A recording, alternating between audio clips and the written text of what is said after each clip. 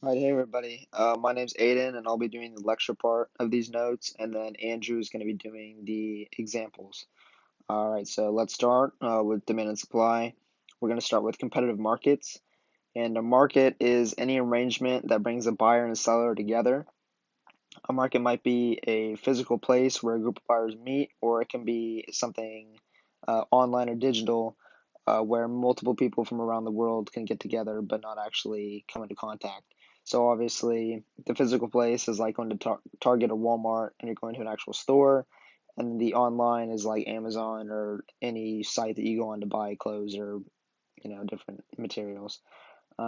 Next thing is quantity demanded, which is the amount of a good, service, or resource that people are willing to pay and able to buy during a specified period at a specified price. So usually in the question or prompt, you'll get like a certain interval that it falls between, or they'll use short run or long run. Next is the law of demand, which is as other things remain the same, if the price of the good rises, the quantity demanded of that good decreases, and if the price of the good falls, then the quantity demanded of that good increases. So obviously, if the price goes down, more people are going to want to buy it because they have uh, more money since the price is lower, and then they're able to buy more. The demand schedule is basically just like a table showing the corresponding price to the amount ordered. So it tends to be that if the price is lower, there have been more products ordered, and then as the price increases, there's less of the product because they kind of have to balance it out and try and make the same amount of money. Next is the demand curve, which is a graph of the relationship between the quantity demanded of a good and its price when all of the influences on buying remain the same. It tends to be a straight line downward like this, which you can see in the picture at the bottom. And the reason it goes straight down like that is for these three reasons. The law of diminishing marginal return, which is the more of something you have or do, the less you like it. So it's kind of like if you eat the same thing over and over again for an extended period of time, you're going to get tired of it. It's the same concept. The income effect is as the price goes up, you're able to buy less because it gets more expensive, so you're not able to buy as many or as much of the product. And the substitution effect is as the price of the product goes up, it gives people a reason to look for something less expensive as a substitute. All right, so and then a change in the quantity demanded is that's something that results from the price. So if the price of the good changes and people buy more of it, so if it gets cheaper and people buy more, or if it gets more expensive, people buy less. That's quantity demanded, not demand. Demand is not talking about price. Quantity demanded is talking directly about price. Alright, so I'm gonna teach y'all how to use this whole graph right here. I'm gonna show y'all how to use it, what it means, everything. Y'all gonna be professionals after this. So I'm gonna stand on this side, do a little. Anyways, so I'm kind of clean with it to be honest. Okay, so let's see here. So on your y-axis, you're gonna have price. This is gonna show you how much your product is selling for, and then your quantity demanded is showing you how many units the consumers are going to buy. So the way you use it is, uh, let's say you're trying to sell pens for $2, and you're trying to see how many the consumers are willing to buy at $2. So you draw a little line like this until you hit the demand curve from $2. Find your point on the demand curve, then bring it down like this until you hit 30. So at $2, consumers will have a quantity demanded of 30 pens, and that's what that's showing. And so it's pretty simple. Changes in price only affect movement along the demand curve. It does not shift it. So if you change the price to $3, the demand doesn't decrease, but your quantity demanded does increase or does decrease. So let's say we're selling them for $3 now. So draw your line, hit the demand curve, bring it down, and we're gonna say that's 22. It's a little bit above 20. So at $3, consumers are willing to buy 22 pens, and that's basically all you gotta know. All right, so I'm gonna for me, I'm gonna assume y'all got that, but as a teacher though, um, I'd lose my teaching credentials if I assume that. So I'm gonna give you some problems and stuff. Um, problem, like not multiple problems, because I'm not about that life. But here, tell me. Oh, let's change this market, because pencils is not selling for that much. Let's see here. What sells for that much? Dang. All right, so obviously these people is tripping because they should be trying to buy more of my mixtape at $40 because that's a steal, to be honest. But it's whatever. So at $40, they're gonna be. You just follow along the demand curve. Remember, this is demand. You follow along it until you hit $40, and then you go down, and the quantity demanded is 25. You do the same, keep going down till you hit 20, and then the quantity demanded for that is 75. So at $20, I'll sell 75 mixtapes out my back of my truck, and then at $40, I'd be selling 25. It's pretty simple. As long as you just pay attention, because I know y'all not paying attention, because it's like the first day of school or whatever. But That we've looked at the graph, we're going to talk about how that line or the demand can change, which is also known as a shift. So the way the demand can change is if the amount that people buy changes, but not because of the price. So if the product becomes less popular or there's something new that people can buy that does the job better than the existing product, obviously people are going to buy less. So there's going to be less of the product sold. And if that were to happen, you're obviously going to need a new demand schedule and a new demand curve. So if they're buying less of it, you move the line to the left or kind of underneath the existing line. And if they buy more, you move the line up or to the right of it. Um, for the demand schedule, it doesn't necessarily matter if they're buying more or less. You're still going to need a new one because if they're buying less, or if they're buying more or less, you still need to change the price and the amount that you're selling to correspond with that price. The next kind of acronym that they try to teach you is SPRITE. So the S stands for substitute, and when you're looking at a substitute, it's always the price of the product. A substitute is also known as the OR. So it's if you're buying a product, it's this or that. You're not buying both; it's one or the other. So it's like apple juice or orange juice. It's you have to pick one. And then P is the population, so it's kind of like the audience or who they're targeting with the product. R is a related product, also known as a complement. And again, you're looking at the price of that product. So a complement is something that you buy with something else. So an example is like milk and cookies. You think about it with an and. It's two things together.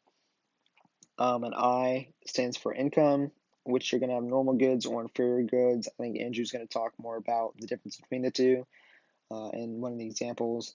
But for normal goods, as the income rises, you demand more, and for inferior goods, as income rises, you demand less. T stands for taste and preferences, which is just a trend. So it's not something necessarily long term. It's kind of it'll change over time, and it's not necessarily consistent. E stands for expected future price. So if the price of a good is going down, you're going to wait to buy it because you know that it's going to get cheaper. So you're trying to get the most value for your money, so you buy it at the lowest price. And then the opposite. So if the price is going up and you know it's going to keep going up, you want to buy it now because then you're not spending more money later. The next thing is change in the quantity demanded. So a change in that is if the quantity of a good that people buy. let's say that orange juice and toothpaste are complements of each other, because they are. You know, people be taking shots of orange juice, brushing their teeth. You feel me? That's common. So we're gonna say that they're complementary goods. If the supply of orange juice increases, that's going to bring down the price of orange juice. How is that going to affect the demand for toothpaste? So if orange juice prices decrease, then the quantity demanded for them will increase. So since toothpaste is commonly bought together with orange juice, the demand for toothpaste would go up as it is a complementary good. Okay, let's say barbecue sauce and ketchup are substitutes of each other. People is like, barbecue sauce, ketchup, same thing. You feel me? Ain't got no preference. So, um, let's say that the that barbecue sauce goes on sale, the price decreases. How's that gonna affect the price or the demand for ketchup? All right, since barbecue sauce and ketchup are substitutes for each other, if barbecue sauce goes on sale, then that's going to increase the demand for barbecue sauce. And since it's a substitute for ketchup, ketchup's going to decrease in demand. All right, let's say you a grad student going out of state and you already 100K in debt, right? So you've been living off a cup of noodle every single day for the past 5 years. You going on your 6th year. What happens to the demand for the inferior good, a cup of noodles, once you become a doctor, and your income increases? All right, since cup of noodles is an inferior good, cause you ain't seeing rich people be hobnobbing, eating ramen noodle cup of noodle like this, with their pinky up and stuff. You don't see that. That's for when you have to buy it. I forgot what I was talking about, but that's okay. Yeah, it's an inferior good. So when people's income increases with inferior goods, they buy less. So the demand for cup of noodles decreases. All right, there's this teacher, right? Let's say he gets in a fight with a kid. That kid just wanted hands, you feel me? He just needed some hands. And he wanted all of it. He wanted all the smoke. And so the teacher, he go, you feel me? Just one, you feel me? And let's say that his income decreases because he gets fired for fighting the kid. But don't worry about it. He's got a hot lawyer wife, so they're still well off. But income decreases. That's the main point. And let's say that iPhones are a common or are a normal good. What happens to the demand for iPhones in that household? Okay, wait. Since iPhones are a normal good, income decreasing will decrease the demand for iPhones. Especially since the teacher's hot lawyer wife was mad at him for fighting a kid, and he's grounded now. She cut off his allowance, and now he can't buy stuff, so that kind of sucks. But okay, Tiger King airs on Netflix, becomes the #1 show in the nation, and it's showing like, wow, these tigers are cute. They ain't so bad when they're not eating people's husbands, And with Joe Exotic's charming and dashing looks, he just makes the tiger life just seem so nice. So what happens to people's preferences towards tigers, and how does that affect the demand for tigers? So before Tiger King aired, people was just like, oh my, lions and tigers and bears, oh. They were like all grouped together like that, like tigers was being profiled as dangerous big cats, But, after seeing this show, people started saying, hey, they're not so dangerous. People can have these as pets. So, and plus, Joe Exotic. Ooh, if you're watching this right now, I'm gonna stop. Anyways, the demand for tigers is going to increase because people's view of tigers changed. Because they seen Joe Exotic as a celebrity endorsement, and so their taste and preferences changes towards tigers, and now they want them as pets. So the demand increases. Okay, bear with me. This is a scenario. I'm gonna run the scenario through your head. Let's say that there's this random dude named Mike running through all the McDonald's in the nation, and you just chilling your drive in the drive-through, waiting for your food. You feel me? And this random dude named Mike just goes up to you and just, you feel me? Just um, and so this gets around, right? So that this random dude named Mike is just smacking people across the face in McDonald's drive-throughs. How does this affect people's tastes and preferences in McDonald's and the demand for McDonald's? All right, so obviously, I'm not trying to get smacked across the face in a McDonald's drive-through. You know, word gets around that that's happening. I'm not gonna go. So this is gonna decrease the demand for McDonald's. You know, because a brother's just trying to get some hot cakes and egg McMuffin. Like that's all I'm trying to do out here. And this dude named Mike just leaving handprints just for no reason. But some people are expecting the value of college degrees to go down because the supply of them is increasing as more people are having access to college. So, how will people expecting the value of college degrees to go down affect the demand for college degrees? With people expecting the decrease of value for college degrees, they're obviously not going to want to be paying all that expensive tuition and all that to for it to have no value. So the demand for college degrees would decrease. Okay, so let's say that the pricing for houses has been increasing and people are going to expect it to keep increasing. What's going to happen to the demand for housing as it's at a lower price currently? Okay, so if people are expecting the housing prices to go up in the future, then the demand for housing is obviously going to go up because people are going to want to buy it at a lower price. So we'll be doing supply, which is the relationship between the quantity supplied of a good and the price of the good when all other influences remain the same. So this one deals a lot more with price. So in the law of supply, you can see that if the price of the good rises, the quantity supplied to the good rises, and if the price of the good falls, the quantity supplied to the good falls. Next is the supply schedule, which is the same as demand schedule, which is a table. So it's a list of the quantity supplied at each different price when all other influences remain the same. Supply curve. On the graph, it's very similar to the demand curve, except it goes in the opposite direction. So instead of starting at the top of the graph and going down, it starts kind of where like 0, 0 would be on a regular graph and then goes up to the right. And then changes in supply, which is a shift, is a change in the quantity that suppliers plan to sell when any influences other than price of the good changes. So again, as long as it's not the price that changes. So an example is like if you're like a dairy farm, you produce milk.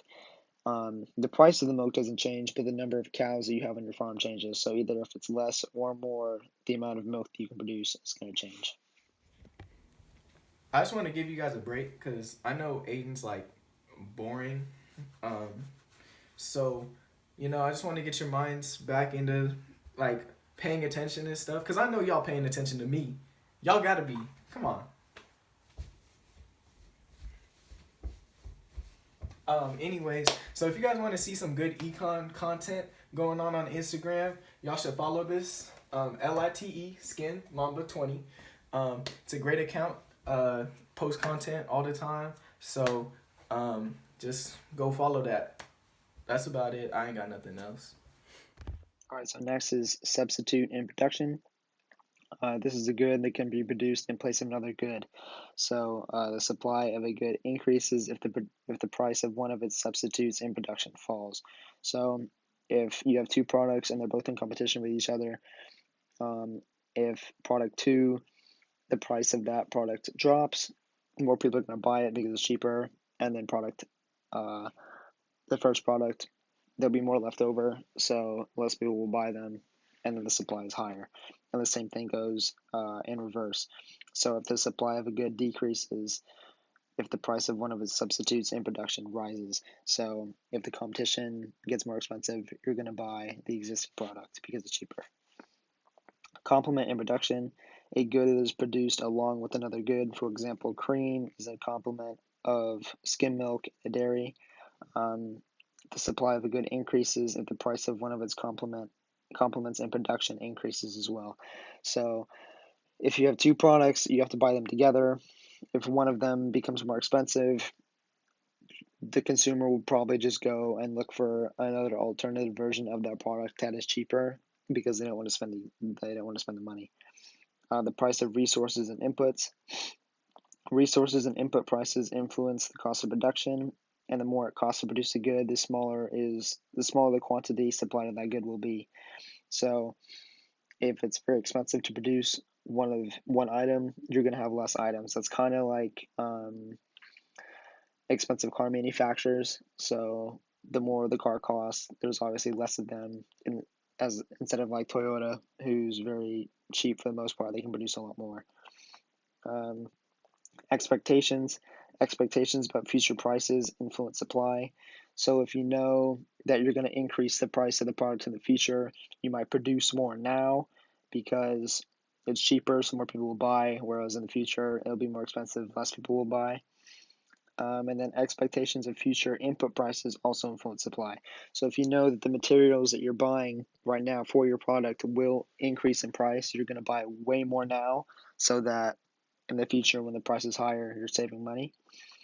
Um, Number of sellers.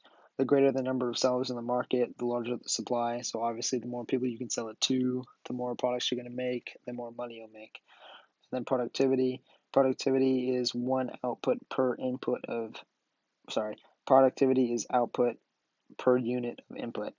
Um, so a product tends to be equal to 1 unit of input. Um, and then an increase in productivity lowers cost and increases supply, which an example is technology. So in factories, the reason they started using machines instead of people is because they can make the product faster at a lower cost, which increases supply for less money. Um, All right, now I'm going to show you how to read a supply schedule chart. Um, did I mention I have a mixtape? Um, I don't think I have yet, but yeah, it's out. Just find it. Anyways, uh, so what this supply schedule chart shows us is how many units of a product a producer is willing to make at a specific price value. Um, so hypothetically, let's say that Andrew, me, is selling mixtapes. Hypothetically, of course, at five, I'm selling. Hit me up. Um, so at $5, I ain't selling my mixtape for $5. Like zero. I ain't making that. I ain't putting that my stuff. Come on. So, but then at $10, I'm willing to. I need to make some money. You feel me? So at 10, I'll make 100. You know. Um, if I'm selling these mixtapes at 25, I almost said something. Then I'm obviously gonna be pushing more and more mixtapes out. You feel me? Um, Going up to 35. If you willing to buy my stuff at 35, woo, I'm gonna make 600 of them. So the supply curve shows us basically what the supply chart or supply schedule chart shows us, but in a graph form, and it's very similar to the demand curve in the way that we use it. So same thing as the demand curve, changing of price moves along the supply curve. So you find where $5 intersects the supply curve, and then you find that point, and then you bring it down to the quantity demanded, and we're just gonna eyeball it for today. It's not exactly on 20; it's a little bit under. So that's about 18. So producers are willing to produce 18 basketballs at around $5. So I taught you how to move along the demand curve, but when it's actually a shifter of demand versus quantity demanded, um, I'll show you what the shifting to the left and to the right looks like. So shifters of demand include complements and substitutes, inferior and normal goods, tastes and preferences, and expectations. So when these things shift your demand, this is what it will look like. So let's say that your income increases and we're looking at a market for normal goods. So this will increase your demand, and what an increase in demand looks like on the graph is a rightward shift, and it will look something like this. And we're gonna label this demand 2 to show that this used to be this curve, but there was a shift to a different location on the graph. Okay, let's look at the uh, let's look at what a leftward shift of demand looks like. So let's say a substitute for this product we're looking at, its price decreases, increasing its quantity demanded. Our product is going to decrease in demand, and that's gonna look like this, and it's gonna have a leftward shift in demand, and it's gonna look something like this. We're gonna label that demand 2, and it just moves down and to the left like that. And it's pretty simple. This part wasn't that exciting. Like, I don't know how to make this funny at all. Like, I could draw something, I guess, like a little smiley face or something like that. But that looks kind of creepy, but I'd add eyebrows, like a little nose or something. Yeah, that's cute. Like, something like that, you know? Now it's like a dinosaur. Anyways, don't copy this down. If you need to look at that graph, then like go back and then, because I drew on this one. But yeah, before it was a good example, but now it's just a dinosaur. Yeah. All right. That's all my time I got. Y'all have been mad respectful. Like, I haven't heard one of you guys talk this entire time. So thank you for not talking while I'm talking. Cause I know now that I'm a teacher, I can feel it, you know? Like, I'm just like before I was like, it's not that big of a deal, but now I'm a teacher, I'm just like, man, shut up. You in the back. Can I say that? I don't know if I can say that. But I'll open up now to questions. Anybody have questions? Y'all can talk now. Dang. Alright, I guess I'm gonna head out then.